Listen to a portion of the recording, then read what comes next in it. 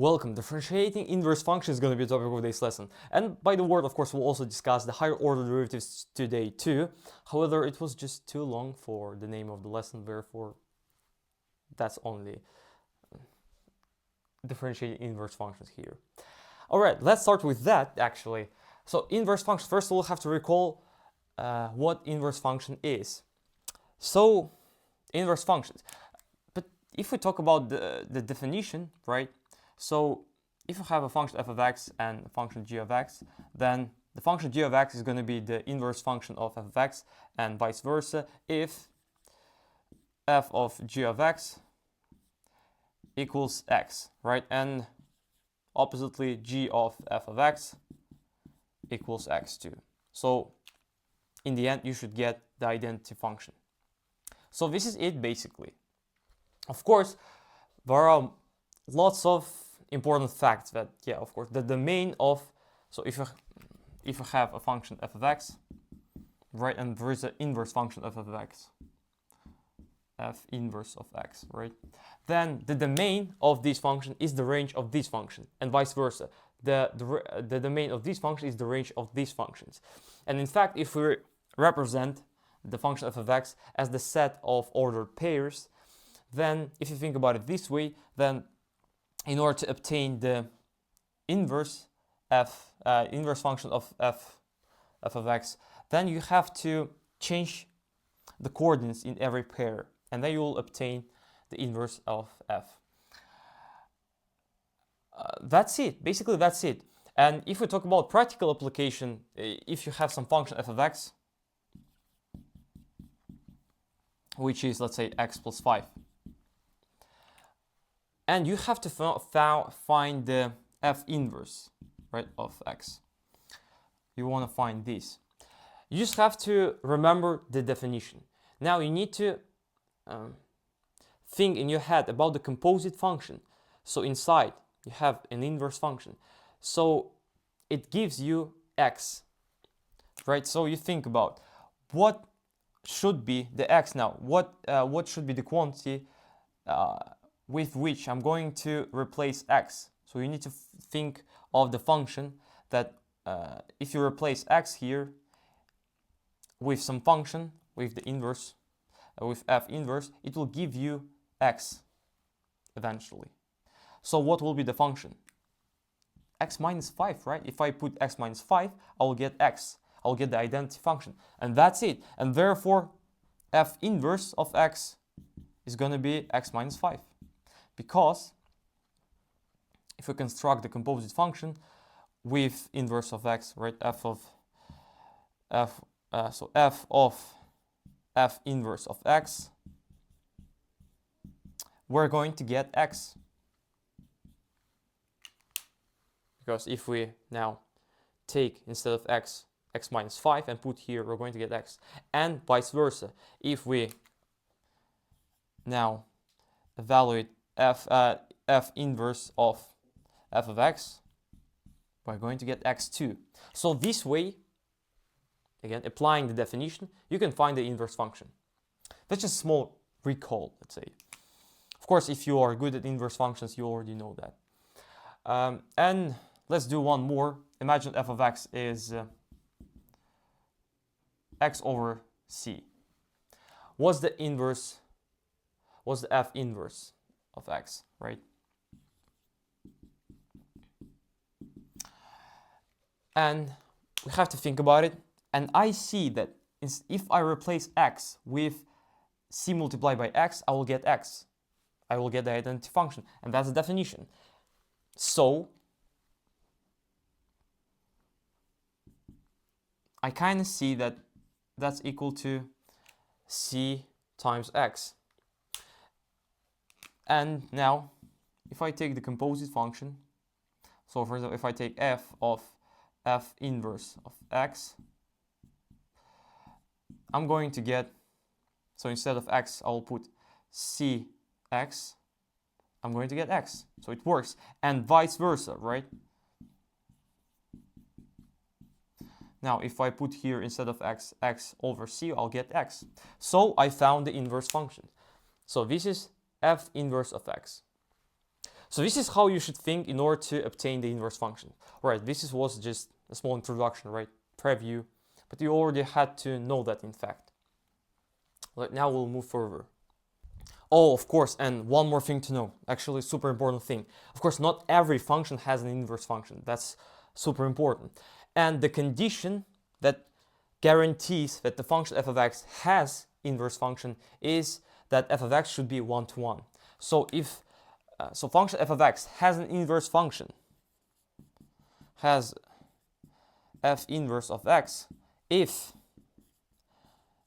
and only if, of course, if and only if f of x is 1-to-1. Only in this case, f of x has an inverse function. That's very important. And now we can move further and come closer to the differentiation of inverse functions. Alright, so now differentiability and continuity of inverse functions. So we have 4 theorems. First of all, if f of x is continuous, then it means that f inverse of x is also continuous. And that's kind of, all these 4 theorems are kind of logical, especially if you remember that graphically, if this is f of x, I don't know, right? Then f inverse of x, that's just a reflection of f of x in line x equals y equals x. So it went wrong. Oh, okay, almost that. So if this is f of x, then this is f inverse of x. And as I told you, f inverse of x is the reflection in line y equals x. So basically, of course, if f of x is continuous, then f inverse of x is also continuous. And also, we can also say that, of course, if the coordinates of f of x are a, b, right, then the coordinates of f inverse of x is ba. RBA, right? So the f of x, the function f of x has the coordinates a, b, if and only if the inverse of f of x has b coordinates ba. So of course then, if f of x is continuous, f inverse of x is also continuous. If f of x is increasing, f inverse of x is increasing. If it's decreasing, it's decreasing too. And here actually the 4th one says that f of x is differentiable if f of x is differentiable at c, at point c, and what's super important, the derivative of our function f at point c is not equal to 0, then f inverse of x is also differentiable at c. And this condition actually appears from the formula, from the future formula, because now I will give you the formula how to find the derivative of the inverse function of x, of f of x. So we say, imagine there's a function f of x, right?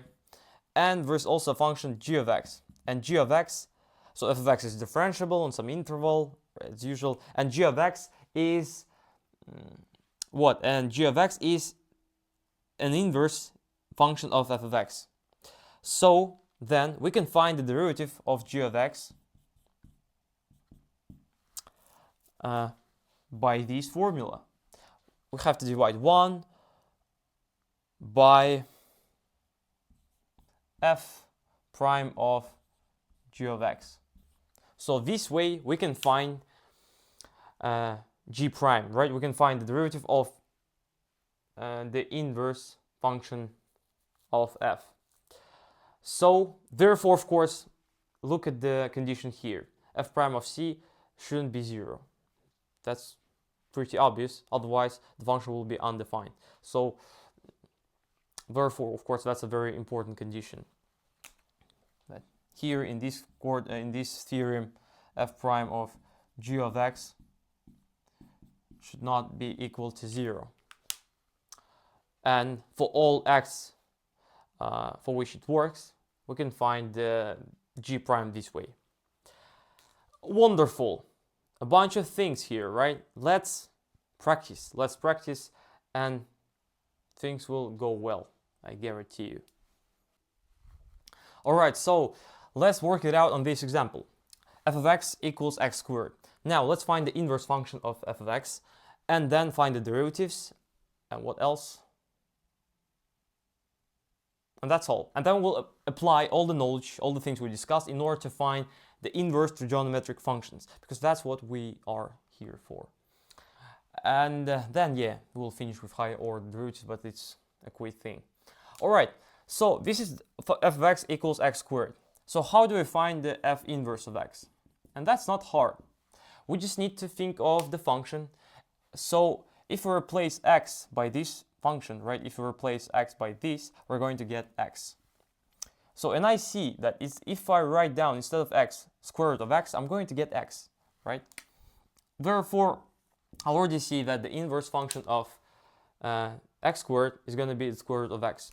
And we can check it out because the f evaluated f inverse of x is going to be, so that's just x. And the same thing here. That will be the square root of x squared, that's x. So we see that, yeah, of course, f of f inverse of x is x and vice versa. Great. Now let's actually move to the differentiation, right? So let's find the derivative of f of x. That's also easy. F prime of x is going to be, we just have to apply the power rule, that will be 2x. No chain rules, nothing interesting. And here, and let's, of course, we can find the derivative of this function easily. Now we just also have to apply the power rule, but that's not interesting. Let's actually use the formula. Yeah, let's learn to use the formula. The formula was that we can find the f inverse of x, f prime of inverse of x, right? So we can find the derivative of inverse function of f of x by evaluating 1 over f prime of g of x. Not g of, so here, yeah, it was g of x, but here it's f inverse, right? So we can write, we use this notation here. So we can find it this way, and let's practice. 1 over what? What's the derivative? 2x. But instead of x, we have to change the variable because the variable should be f inverse, right? So we have to replace x by this function. So that will be 2, so it will be 1 over 2 multiplied by square root of x. And let's check it out. If we just try to find the derivative of function square root of x, that will be derivative of x to 1/2. So that's 1/2 multiplied by x to the negative 1/2. So that's exactly 1 over 2 square root of x. So it works, the formula works. And now, that's brilliant. And now let's use the formula in order to obtain the inverse trigonometric functions.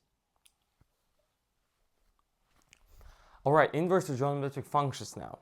And what's funny, none of the basic trigonometric functions has an inverse. And because they're all periodic, right? This is waves, oscillations. So, of course, they're not one-to-one. And as we already discussed, right, we said that the function has an inverse if and only if it is one-to-one. So it doesn't work for the basic trigonometric functions. And in order to change the situation, right, to fix the problem, we have to redefine the domain of each function. And let's look at the example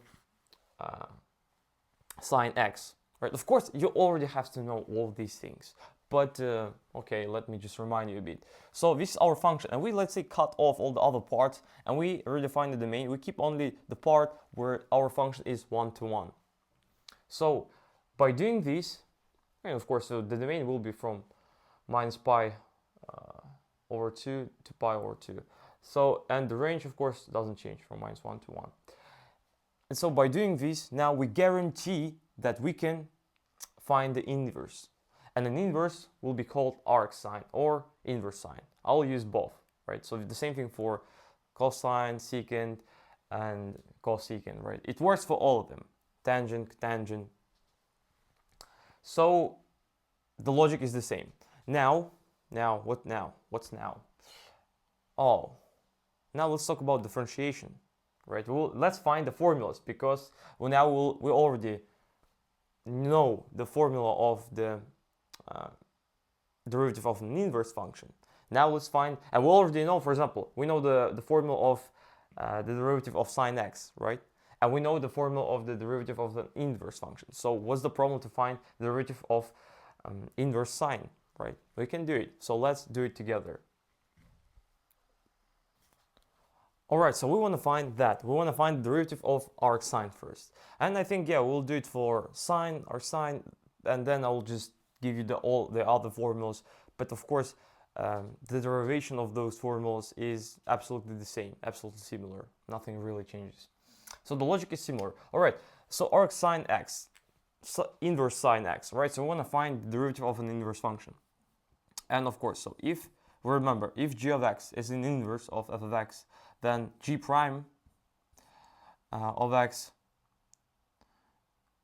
is found as 1 over f prime of g of x, right? So this way, only this way we can find the derivative of an inverse function. So let's do it. First of all, f of x here is sine x. G of x here arcsine of x, right? Or inverse sine of x. So, of course, in inverse function, f inverse. Wonderful. So, and therefore, we can find g prime as 1 over, what's the derivative of our function? Now, f prime of x is cosine x, right? So, basically, that's cosine x. But now, the argument of our function, right, the variable, that will be g of x. So, cosine, but inside, there will be not x. We'll have to replace x by g of x. And g of x is arcsine x. So, inside, we'll have arcsine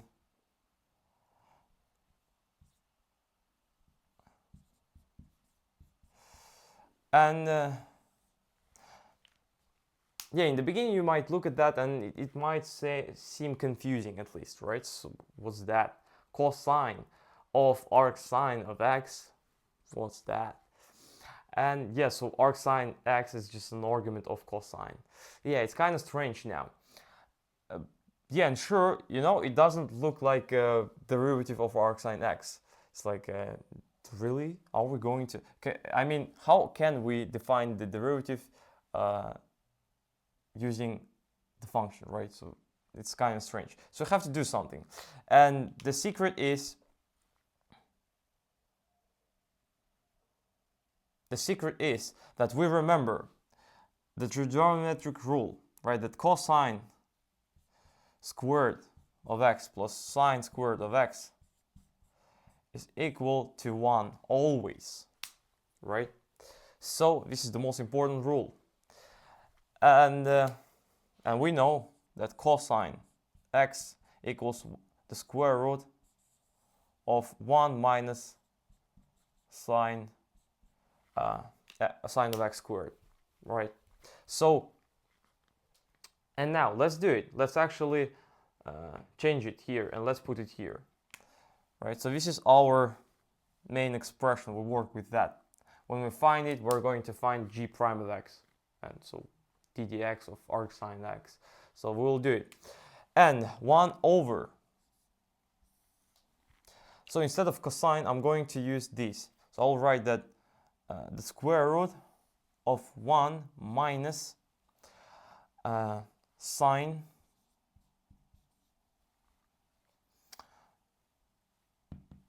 So remember, here we don't have just x, right? In our situation, that's not just x. That will be inside, we have arcsine of x. And, of course, squared. Don't forget about that. And look at that. Sine of arcsine of x. This is in fact sine composed with arcsine. And what's that? Sine composed with sine inverse, or inverse sine, right? So that's just x, because that's the definition of an inverse function. So this now transforms into x.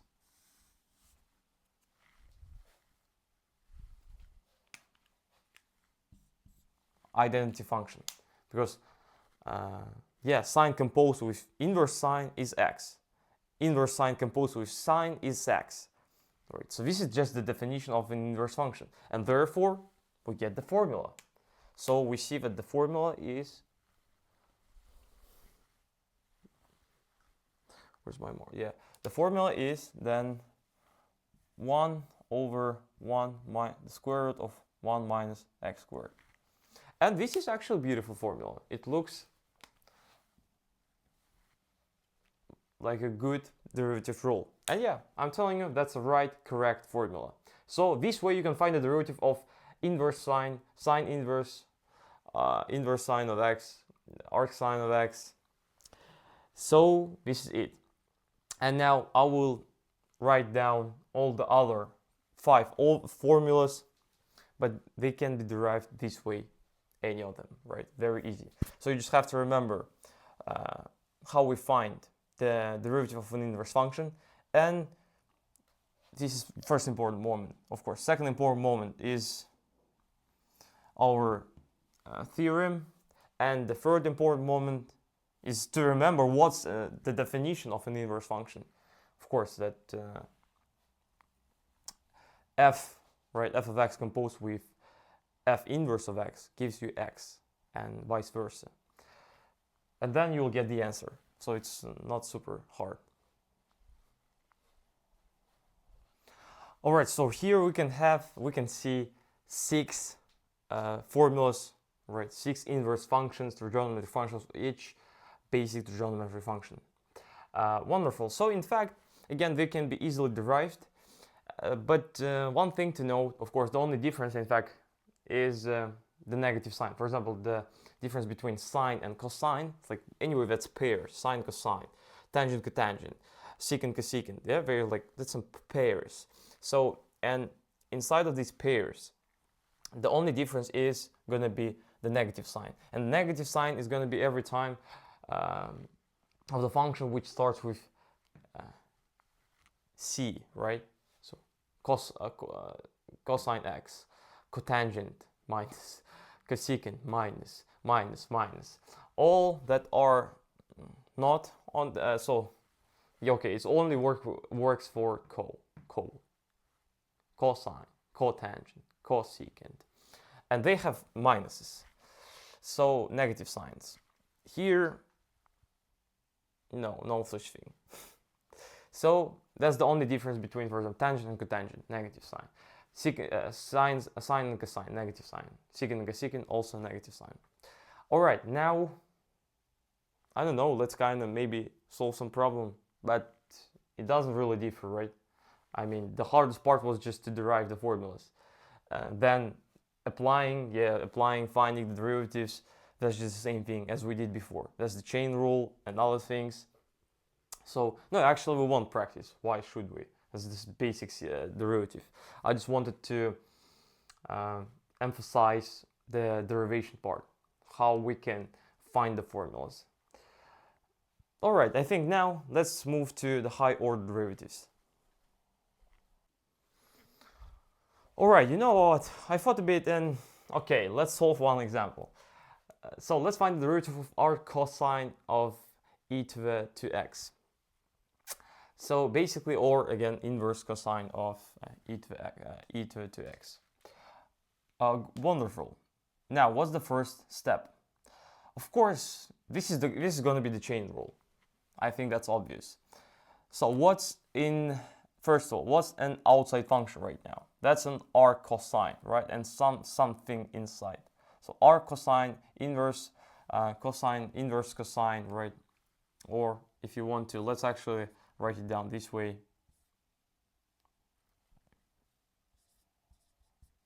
So this is our function. What's the outside function? Of course, inverse cosine, right? So what's the derivative of inverse cosine? What's the derivative of inverse cosine?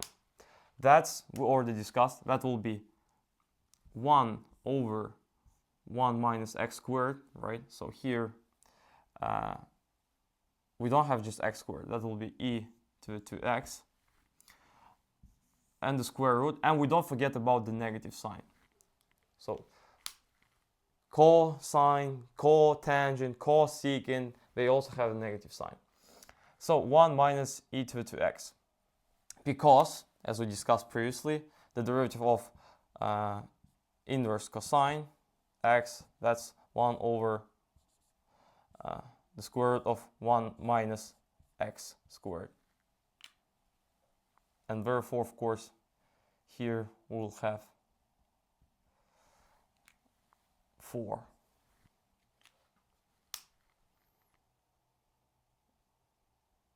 Yes. Now let me think. Yes. 4x. So, yeah, do you see? Just so we have some, now instead of x we just have some stuff. Now we take the derivative, that will be negative 1 over the square root of 1 minus and some stuff. So that's e to the 4x. And next point is to take the L, of course, not equal, right? So with this was the derivative of outside function. Now we have to take the derivative of the inside function. So we move further. Now we look at e to the 2x. So we have to take the derivative of e to the 2x. And again, we have to recognize outside and inside function. So what's the outside function here? That's e to some power, right? E to some power. E to some power gives you e to some power. Derivative of e to some power, that's e to some power. So it's going to be this. And then we take the derivative of the inside. Derivative of 2x. So that's going to be 2. That's it. So this is our derivative. So this is it. Nothing really changes. Again, the chain rule is the basics, right? That's like the foundation of all the derivatives, in fact. Finding of differentiation. Chain rule will be everywhere. Okay, so I mean, let's just move to higher order derivatives, but it's more about notation, in fact. Nothing really is going to be new there. Alright, so the last topic is the higher order derivatives. And they're not different from the simple derivatives, right? It's just some fancy name. So, and the thing here is that if we have a function, for example, y equals sine of 2x plus, I don't know, 3x cubed. Let's imagine, right? And we take the derivative. We're going to get what? We're going to get cosine 2x multiplied by 2, right? The chain rule. And plus 9x squared. So we got the derivative. This is our derivative. And the question is, can we take derivative again, right? So this is the function. Anyway, this is some function. So why not take derivative again? We'll like find the rate of change of this function. We'll find the rate of change of the derivative. And yeah, sure we can. So we take it again, write it down like double prime, y double prime. We take the derivative again. We're going to get again the chain rule. So that will be minus sine 2x multiplied by 4 now, plus 18x Can we do it again? Yeah, sure, we can do it again. We can find the rate of change of this function. We can change and we call this the second derivative of y, right, with respect to x, the second derivative of y. And can we find the third one? Yeah, sure, we can find the third one, and it will be the rate of change of the second derivative, right? Yeah, sure, let's find it. We say, okay, let's find like triple prime, y triple prime. It will be minus cosine 2x multiplied by 6. Not 6 now, it will be 8. So again, 2. The derivative of 2x is 2, 2 by 4, 8. So, and here will be 18. And so on. And in fact, you can continue and just to the nth derivative, right? So this is the higher order derivatives, because you understand the idea. We just take we can take the derivatives for eternity, right? We go further and further and further, so we can find the first derivative, the second derivative, the third derivative, the fourth, fifth, sixth, seventh, eighth. So this is the idea. So this is just a name, right? And basically, okay, I don't think something is really hard. So it's just taking the derivative from the previous derivative, and that's about that. So this is the process, and this is the higher order derivatives. And actually, I think it appeared because of the position velocity acceleration thing, trinity, right? We'll discuss it, of course, a bit later, but the thing is if you know, so s of t, for example, this is the position function, right? Position. So that's kinematics, physics. So position graph. And we know that velocity is, or maybe you don't know. If you don't know, you will learn it very soon. We know that velocity is the derivative of position. So we define the velocity this way. Velocity is how fast our position changes. So this is the derivative. Yeah, it shows you how fast your function, something changes at an instant of time. Instantaneous rate of change. Instantaneous velocity. Instantaneous rate of change of position. And then we define acceleration as an instantaneous rate of change of velocity. So we also want to sometimes see how fast the velocity changes, right? So velocity shows you how fast your position changes, but acceleration shows you how fast your velocity changes. So it's just also interesting. Imagine our speed also changes, the velocity also changes. I want to see how fast it changes. So we defined the acceleration this way as the derivative. And now we think like, but it's kind of take the derivative twice, right, here. So how do we call it? Let's call it s double prime, right? So it will be the second derivative. So the acceleration is going to be the second derivative of position. Yeah, kind of sounds great. So that was the idea, I think, because basically, of course, as I told you, velocity and acceleration were defined. Velocity was defined as the rate of change of position, and acceleration was defined as the rate of change of velocity. And then we're thinking, but okay, how can we write down the connection, right, between the acceleration and the position, and position time and position function? So we decided, yeah, so that we'll call it the second derivative, because we have to take derivative twice in order to get to the acceleration. So this is it. And here, of course, you can take any amount of derivatives. So you can have nth derivative, right? If n is any natural number, it can be any natural number. You can take derivatives for a long, long time. So this is it. Oh, sorry, I also forgot, of course. Let's look at the other notations, because it's also important. We don't, not always we use just y, right, as we remember. Of course, if you write down the function in terms of f of x, right, so f of x is just some function, then the second derivative will be like the same. Yeah. You'll also use f double prime of x, and so on. I know. The nth derivative, right, of x. So the notation will be similar, but just instead of y, you'll have f of x. Good. Yeah, and one more important thing. So this can be written as dy dx, right? The first derivative. The second derivative, the second derivative is the derivative of the first, right? So of this function. That will be, we'll write it down this way. D2y over dx squared. So it's just notations. This one we'll write d3y dx cubed and so on. Nth will be written this way, dny dx to nth. So this way, this is also a different alternative to write down the higher order derivatives. And basically, yes, that's it. Alright, that's all for today. In the next lessons, we're going to learn the interesting applications of derivatives, right? We'll look at the real world applications and learn some really cool stuff. And for now, of course, practice, happy studying, see you soon, smash AP.